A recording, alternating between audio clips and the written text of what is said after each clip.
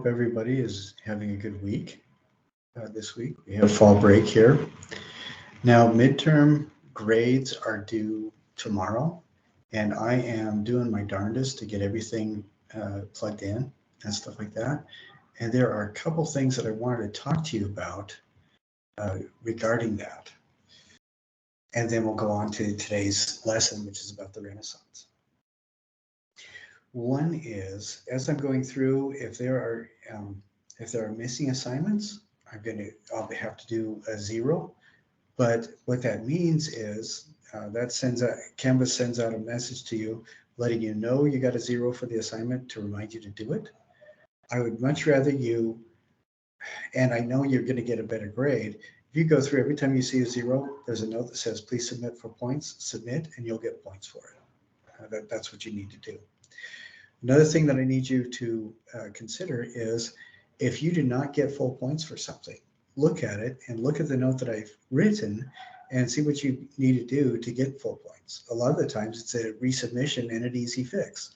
Sometimes people will get 0 points for something that they thought they submitted, and they read the note and realize that they submitted the wrong thing. And it's a simple fix, it takes a couple minutes. Another thing to be mindful of is sometimes you don't get all the points that you want because you tried submitting several things. Canvas will rewrite with every subsequent submission. So if you are trying to submit 3 files, you need to submit them all at the same time, which sometimes means you need to do it with a notebook or a laptop computer rather than on your phone.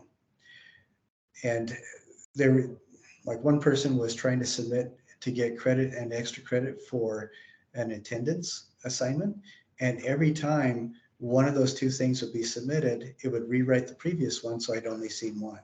But since I remembered and I saw my notes that was going on, they were able to get full points. But stuff like that can be kind of annoying if you don't know what's going on.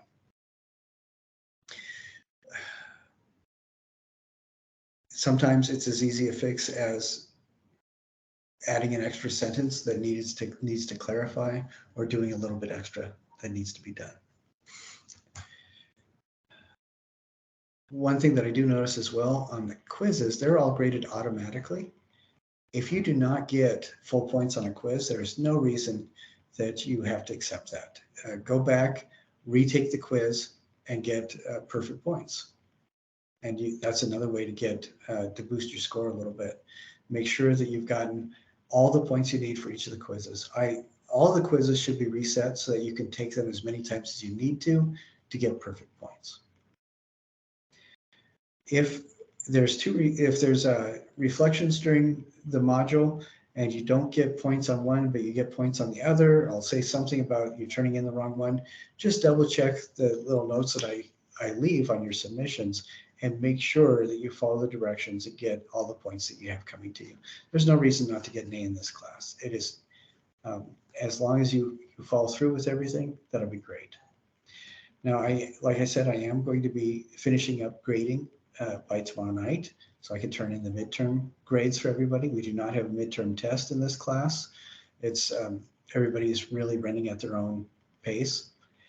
But turn in everything you possibly can. Again, if you get 0s for an assignment, all that means is that you need to go back, do it, and turn it in. All right? Now, this week, we're going to be talking about the Renaissance, which I think is absolutely fantastic. It's one of the coolest parts of art history, or periods of art history in the Western world, I think. I'm going to change my screen so that you can see what I see.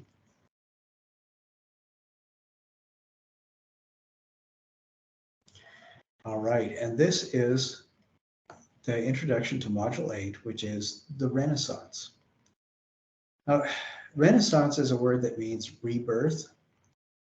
What I like about it is, well, there's a number of things that I really like about it.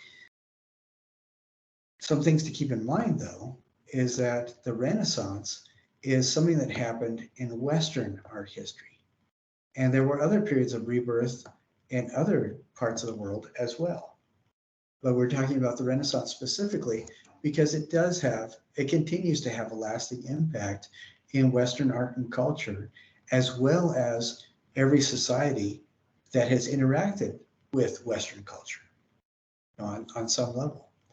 What's interesting, one of the unforeseen impacts of the Renaissance is how people in China and Southeast Asia who are producing goods for the European marketplace changed their designs and patterns and how they made things so that they would be more palatable and more engaging with the European Renaissance market, which is an unforeseen thing. Most of us wouldn't even think about that. So there are other impacts than just what you might expect. The Renaissance happened primarily in Italy and Northern Europe, but what we are going to be looking at is specifically the Renaissance in Italy. Here's where Italy is in a map of the world, and Florence, the city-state in which the Italian Renaissance started, is right there. The Renaissance is a period that lasted between about 1350 and about 1550 in Europe. This is right after the series of world wars that were labeled as the Crusades. As Christians and Muslim groups exchanged blows, mostly it was the Christian leadership trying to establish a foothold in the Mediterranean and North Africa to control, or the Eastern Mediterranean, North Africa, to control the areas what they saw as the biblical lands. They were the biblical lands, but they felt that it was going to be more beneficial for the Christian world as a whole if Christians were the ones that were primarily in charge of those areas. So that's Jerusalem, and then the biblical sites spoken about in the Old Testament, but primarily the New Testament. That's kind of what the Crusades were about. The Crusades forced a lot of people that were from families where they had lived and died within 12 miles usually of the same spot in Europe. And it forced these people to have a much broader view of the world as they went to North Africa and the Middle East. So after the Crusades, people are trying to figure out how they can live in harmony, or at least live so that there's no more fighting. And doing that, different people were engaged with different visual vocabularies and different ways of thinking than they ever had before. And a lot of this intermixing and cross-pollinating of cultures that had happened during the Crusades, as people were trying to establish a peaceful environment, they started exploring a lot of these new ideas. And so in Europe, we see that expressed in Florence during the Renaissance as a period where people are applying science and math to their art, as well as art to their science and math, incorporating these wonderful ideas that they learned from their Middle Eastern neighbors, and trying to build a new world that didn't involve constant warfare with people on the other side of the ocean. Well, in this case, on the other side of the Mediterranean Ocean. So all those things come together, new technologies, new understandings of the world, new perspectives, new allowances for new perspectives, and all of that comes together in Florence during this time. And that's pretty much where the Renaissance gets its origin. This is a virtual tour with a voiceover. I'm going to turn it on, and if YouTube does not allow us to record it for the Teams meeting, come back later and watch it, because YouTube will automatically edit it out. 84 meters high and provides amazing views of the Duomo and its surroundings. Sorry about that.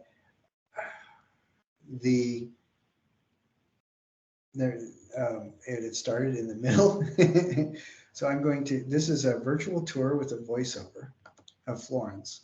And so we're just going to watch it. We're not going to watch the whole thing, but I do want you to get a little bit of a sense of space for this.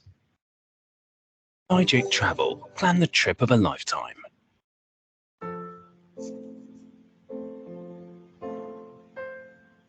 Your one day in Florence starts near the Duomo, which was built thanks to a competition between big cities of that time that all tried to prove that they can build the most beautiful cathedral.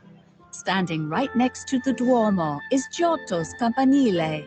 The Gothic bell tower is more than 84 meters high and provides amazing views of the Duomo and its surroundings. The cathedral boasts a huge dome and a Gothic revival facade, which mixes pink, white, and green marble. Once you're inside, note the mosaic pavements and marvelous frescoes. The cathedral is really huge. It can take in about 25,000 believers. The baptistry is one of the oldest buildings in Florence, and it's a great example of Florentine Romanesque architecture. Okay, we're not going to watch the rest of that as part of this today's Teams meeting, but there are some things I want you to consider. This building was built several centuries ago. These roads that people are driving on, when they're not paved in this part of the world, they are cobblestones, and those stones, the streets themselves are going to be well over 1,000 years old. So we're talking about a lot of history. Some other things to be mindful of, you see this patterning here, because you have the dark and light stone alternating, these different patterns picked out in dark stone on a light surface, and you can see all that going on. Those are indicative of Renaissance style architecture in Italy as well. So watch this whole thing all the way through when you are on your own going through the module. So I'm going to go to the next thing. With this submission, with this first assignment, what I need you to do is look at these two paintings. There's this painting and this painting.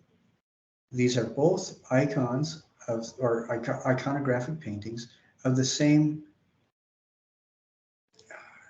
pretty much the same thing. And what it is a Madonna and child, Madonna and baby. So this is Mary, the mother of Jesus, and she's holding an infant Jesus. So look at this one, and then look down at this one, right here. What we are looking at specifically is this one is done about 1280. I'm sorry, let me get those both in frame again. This one is done in about 1280. This is done about 200 years later. This is pre-Renaissance. This is during the Renaissance. And I want you to just look at them before we talk too much about the Renaissance. Think about the impact that the environment had to make the same subject matter so different. Now, of course, you can't do this completely blind because we are going to be going through the entire module today. But when you go to this assignment, I want you to use the tools of artistic critique that you're learning about, which is description, analysis, interpretation, and evaluation, and use those to point out the differences between these two. That's what your reflection is going to be on. This seems to be a very static pose. The baby, it looks like a little person, a human, full-grown human being who's just really tiny. And everything is done in a very posed and theatrically set way. Now we look here, this one appears that there's a lot more drama. The colors are a lot cleaner. It might be because of better materials, and it could just be because this is better cared for. It seems to be a lot more action, even though this is a very stable and still moment with Mary and the baby. The baby is a lot more realistically portrayed. The proportions look more like a human baby. And Mary is actually engaged in movement. You know, she's turning over her right shoulder as she's holding the baby. And this person right here, I believe, is Joseph, Jesus' adopted father. So this seems to be quite a bit more naturalistic with more vibrant colors. Now, that's my observation, but apply those 4 tools of artistic critique and your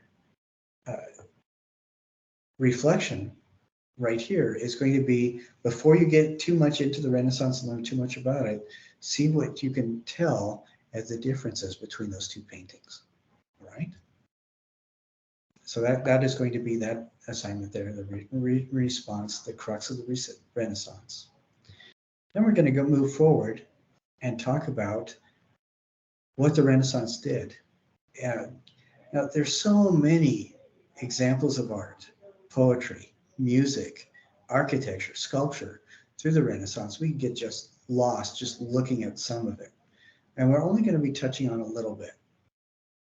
What I think is really important is remembering Renaissance means rebirth, and look at how people reassessed their relationship with the world around them through art and all these other expressive materials or expressive media.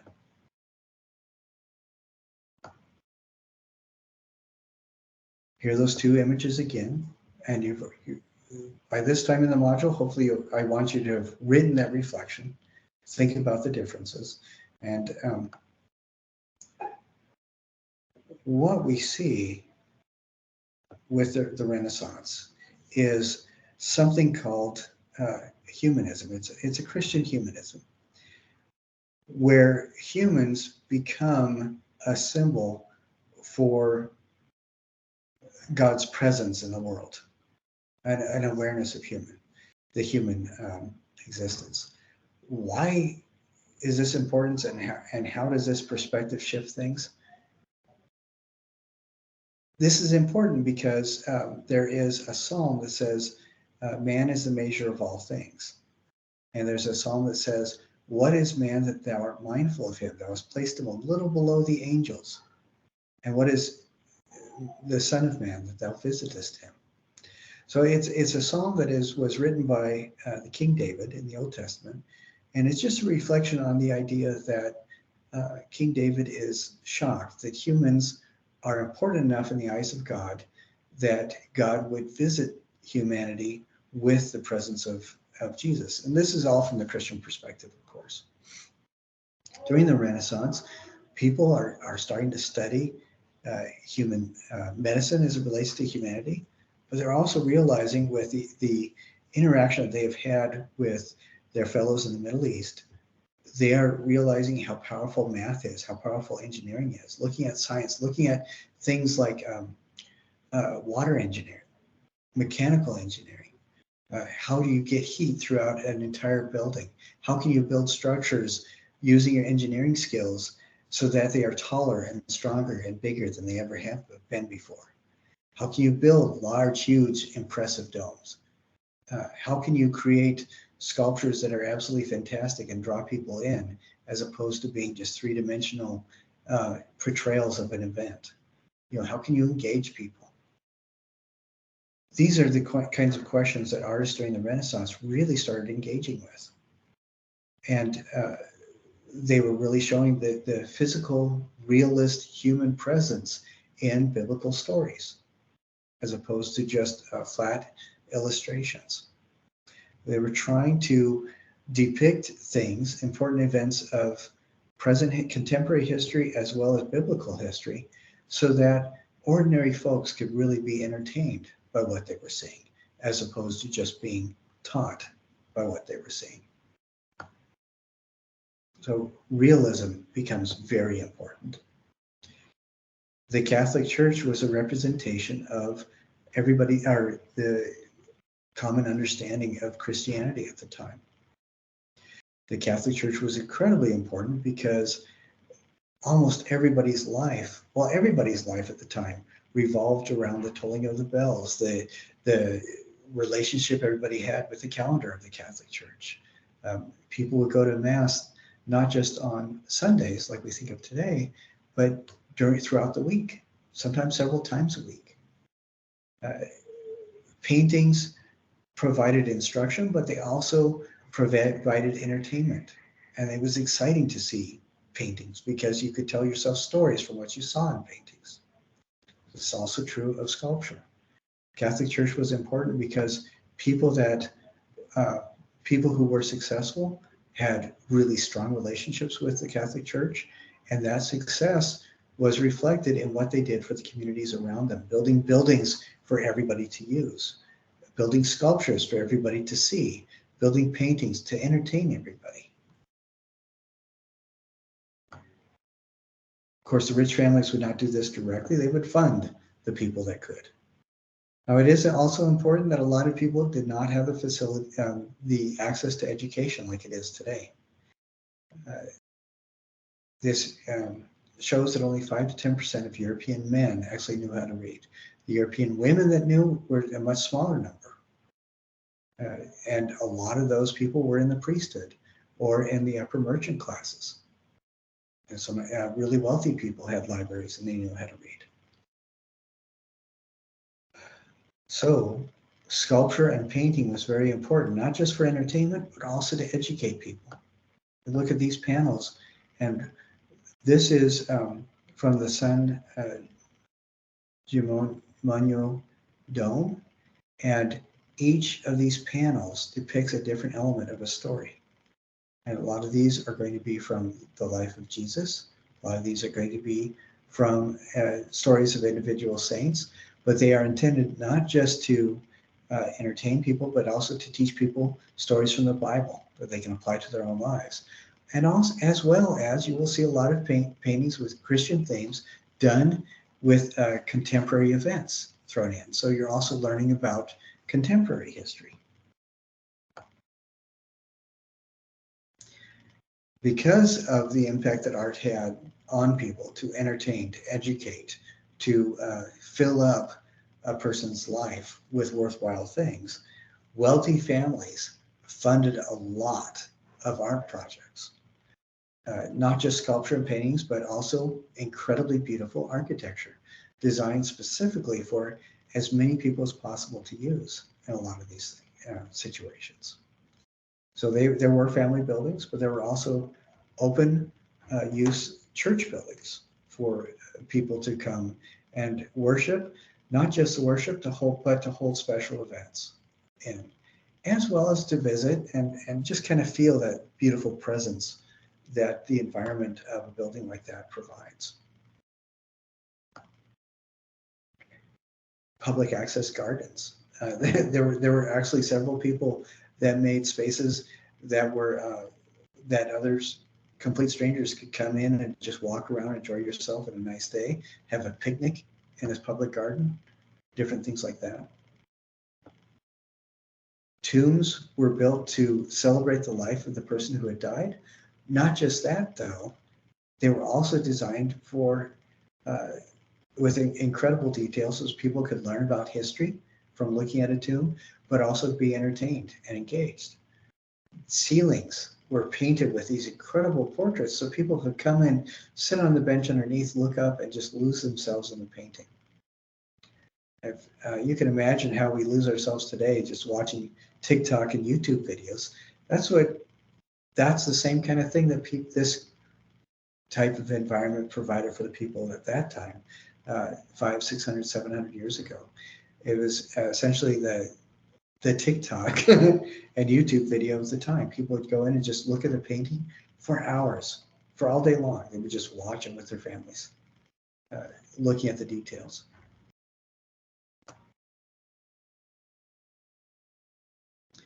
So go through that and look at how, this incredible art. There's videos that you can find that just talk about the Renaissance art of the time. One of the things that we're going to look at, we could spend hours just talking about the Sistine Chapel, for example, or different sculptures that were done. But one of the things we're going to focus on at how the Renaissance can be shown to have really changed people's relationship with the world is Brunelleschi, the dome he built for the Santa Maria del Fiore. Brunelleschi was not a professional architect. He did a lot of things. He was known as a Renaissance man for a reason. Renaissance man meant the kind of person that, how should I say this? When I say Renaissance man today, you're most of the time that means somebody who has their hands in a lot of different things.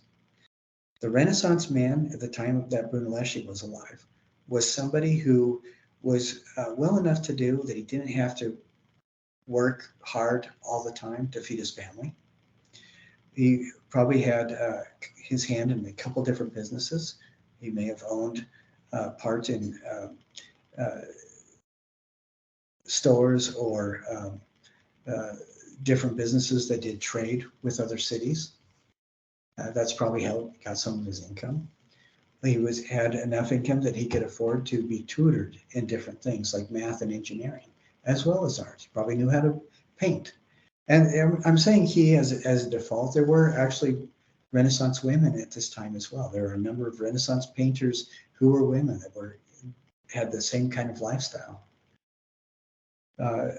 This kind of person was not just good at thinking and reading and painting, but they were also good at designing things, at building things. They could build things on their own. They probably knew how to do woodworking, a little bit of that, as well as understood enough of the processes of different things like ceramics and sculpture that they could go in and see where people were at the different stages of production.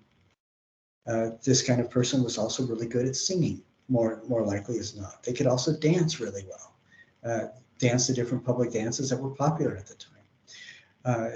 Several Renaissance people were recorded as being strong enough that they could have a vertical leap of over 30 inches. They could do a standing broad jump of over 6 or 7 feet.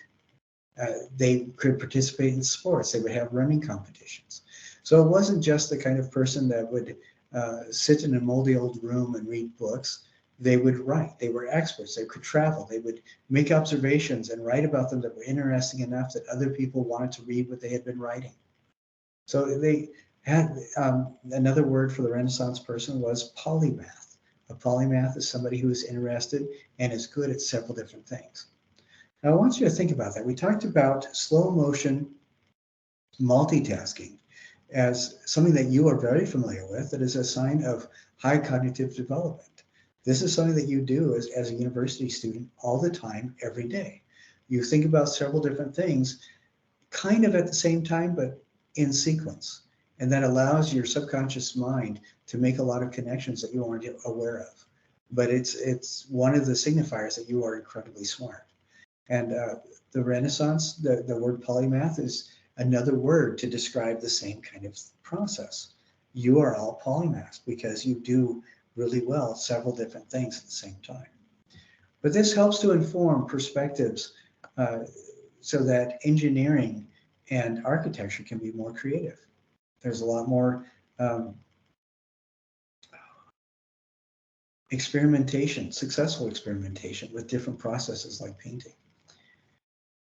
Now, this is what Brunelleschi worked on. Look at this dome, and then we're going to talk a little bit about how he built a dome. So here's a little bit of background on Filippo Brunelleschi, where he came from.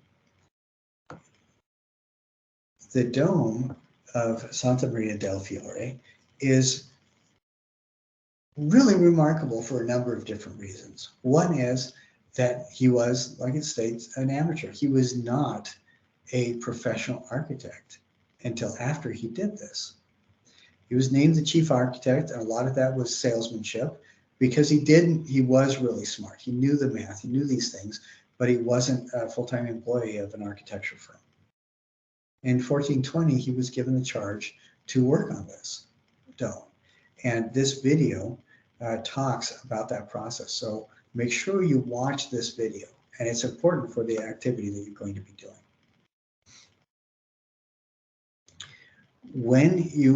I want you to watch this, but I also want you to do your own research on other domes. So you're going to be doing 2 reflections. And on here, it shows 10 points and 10 points. All the reflections are 5 points. So I'm going to have to double check and make sure that that's corrected. And it's just, I don't know why the points show 10 points, but it shouldn't. I'll go back and make that change as soon as I can. But what I want you to do is, as you are learning about the Renaissance, think about the things that went into making the Renaissance. And I would also like you to write or to look up on YouTube, do a search Smart History, all one word, SMARTHISTORY, and then type in the word Renaissance and watch 2 4 or 5 minute videos about something during the Renaissance and see what you can learn about that. And then write a paragraph reflecting on what you've learned about the Renaissance.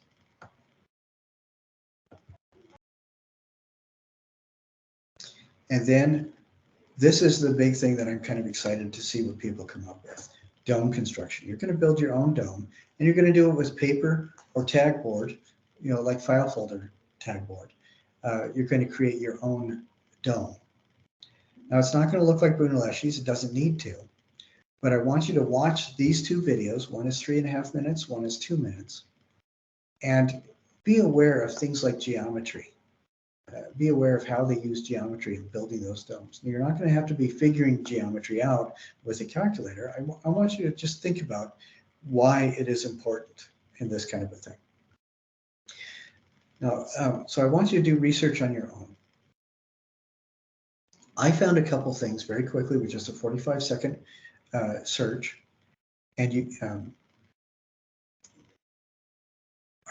would be really good to watch these 2 videos, 3D paper crafting and 3 domes. Watch that video, it's about 20 minutes long, and then watch 10 different shapes of dome development using paper. And this is about a 4-minute video.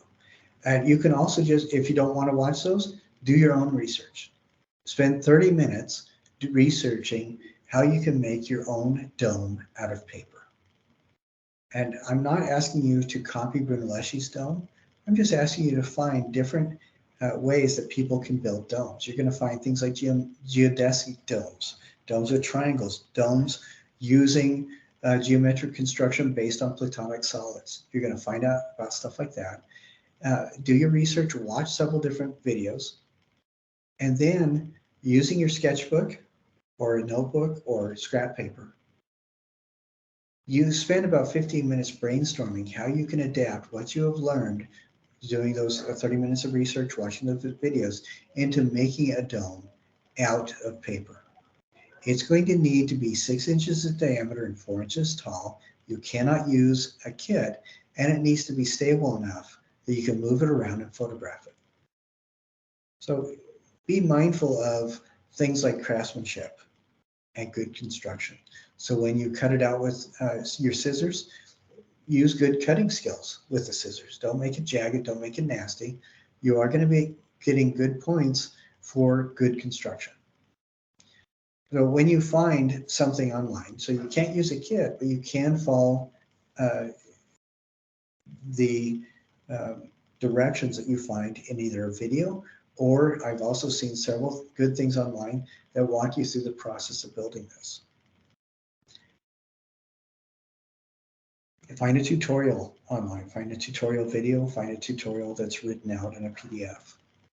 But I want you, before you do anything, look at this, see if you can do it, spend 15 minutes brainstorming how you can adapt it to make something that looks like you can do. All right, and watch the directions or read the directions at least twice before you start. Make sure you get your materials, which will probably involve scissors, tape or glue, and paper, of course. It's a lot easier to do this if you plan out what you want to do before you start it.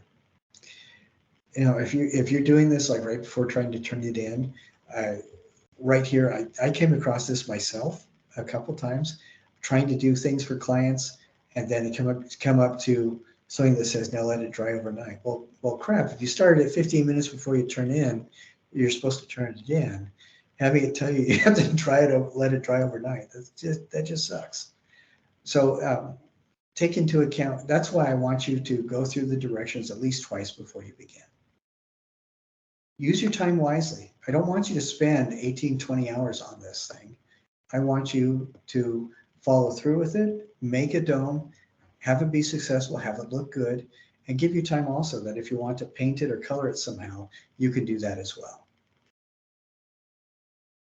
As you're working, take pictures with your cell phone of your notebook as well as the process, if you can think of, at the very least, Take a photo before you start with all your materials laid out, and then after you're done. But you're going to be submitting a picture of your dome when you're all done that you've made, pictures from your notebook, your sketchbook, and your brainstorming notes. So you don't have to write those down. You can take a photo of those. And then also a list of the links you found while you were doing your research. Then write down the time that you took in each step of the process, research, brainstorming, and planning, as well as construction. And then when you're all done, you're going to write one sentence reflecting on your experience. And that sentence you are going to type out. What I would recommend is taking all these photos and putting them into a Word document with the one sentence reflection. And that then you'll submit that document that has photos of each of the steps that you took, as well as your final dome. All right. And then that is what you're going to submit. So that's what this project looks like. Now, looking at the criteria, the rubric for this, you get 20 points for submitting everything you need to, and you get 10 points for construction. Now, the submission, everything you need to, it's going to include the images of the dome that you've created, your notes, list of the links that you found during your research, list of the time that it took you to do each step of the process, and the one sentence reflection on what you did. That's what you get 20 points for. 10 points come because you have created your object. It is designed clearly to be a dome. You follow through, and your construction is clean and solid with no gaps. So pay attention to how well you built this. Pay attention to how you document each step of the process and how you turn it in. So that's where you're going to be getting your points from. If you don't get all the points, go back and look at this and see what you need to do to resubmit to get more points. All right. So that is the dome construction. And we're using that as kind of an evaluation of our overall module on the Renaissance.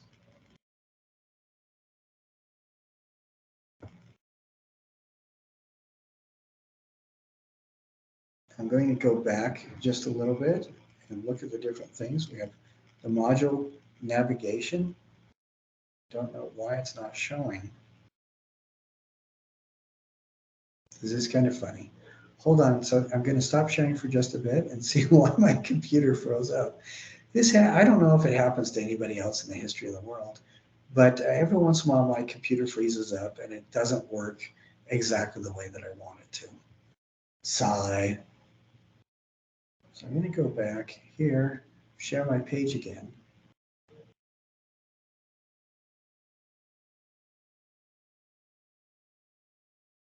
All right, so we looked at the Renaissance. There's an overview. There's an initial written response about the crux of the Renaissance, where you're going to be using the tools of artistic critique, which are, again, describe, analyze, interpret, and evaluate. You're going to use those 4 tools to look at those 2 different paintings and reflect on what makes them different. You're going to learn a little bit more about the Italian Renaissance. You're going to learn and watch that video about Brunelleschi and the dome of the Santa Maria del Fiore and its construction. You're going to write another response. It's not going to be the same. This is before you learn about the Renaissance. This written reflection is after you learn about the Renaissance. And then for the studio project, you're going to be making your own dome with something that with research that you've done online, spending 30 minutes of research and then brainstorming about it. You're going to make your own dome out of paper and tape and cutting the paper with scissors. Maybe you're going to need to use a pencil, and you'll probably need to use a ruler as well. If you want to, you can do a painting on the outside of the dome when you're all done putting it together. Now, I have seen some really fascinating domes that people have found online. Some of them have been scale models of Brunelleschi's dome. Those are always really cool, but you don't have to do that. I look up geodesic, Geodesic. You can make a dome out of that. You can find other shapes that you can make domes with. Maybe you're going to make a prismatic dome, which is going to be lots of long, skinny triangles. but do your research and find. If you have any questions, you can email me and say, hey, does this look like a good one? People have done that, and they've always gotten more points on their assignment when they're done. But so think about those things. And if you have any questions, email me. But I wanted to do this as a video that I can put into the attendance right away, so that, because I know that this week is going to be a break week, and I know that people are going to be enjoying themselves for at least a little bit, at least I hope you are. But I want you to get this right away so you can be working on the stone. It is due on Sunday. Do the best you can, and if you can't turn it in until Monday or Tuesday, then that is totally fine. Not a big deal. You do have a 3-day grace period with everything that is due, and I want you to also be mindful of the fact that it is always going to be better. If something happens, you can't turn it in, I'm always happy to extend the due dates when you let me know what's going on. So, and it's always better to do it and turn it in than to not do it and not get any points at all. Alrighty, so I hope that helps you in your understanding of this week's module on the Renaissance. I do want to see if I want to share with you the problem is I don't know if I share it to you and it's not something that is processed through YouTube. Well, let's see if okay, this is what I'll do. I'm going to share this video with you, and I'm not going to link it into this video that we're watching. What I'm going to do is have it next to this video in the attendance module. And I want you to watch both things, this as well as this other video. And it's going to be just a short video that talks about what the Renaissance means. And you'll need to watch both. So you'll get credit for writing 2 things that you learned from this video, and then 1 thing that you learned watching the YouTube video. All right, that I linked to this. That way it will avoid any problems we might have with a copyright infringement. Okay, so that's what I'll do. I'm sorry, I'm talking out loud. I'm thinking out loud as I'm talking as well, so that makes it a little bit confusing. So you're going to have this video as something to watch for attendance. You're going to write 2 things about what you learned in this video, and then I'm going to have you watch a short video. It's going to be under 8 minutes about the Renaissance. And when you watch that video, you're going to write 1 thing that you learned about it, the Renaissance, during that video as well. All right, so you're still going to have to submit 3 things that you learned, but 2 are going to be from this video, and then 1 is going to be from the other video that I attach. It's not extra credit, it will be part of the attendance. All right, if you have any questions about your dome or anything, email me. I am going to be going out of town during the break, but I will have internet access, and I will respond to your emails. Every time, if I didn't respond to your email, it's because I didn't see it. There was some hiccup with some of my access, but I have tried to respond to everybody just as soon as I see your email message to me. All right, I hope you guys have a wonderful week. I hope you guys have an absolutely amazing break and are able to get caught up on a lot of different things. And I look forward to seeing you next week. So be safe and take care of yourselves. Stay healthy. All right, we will see you later.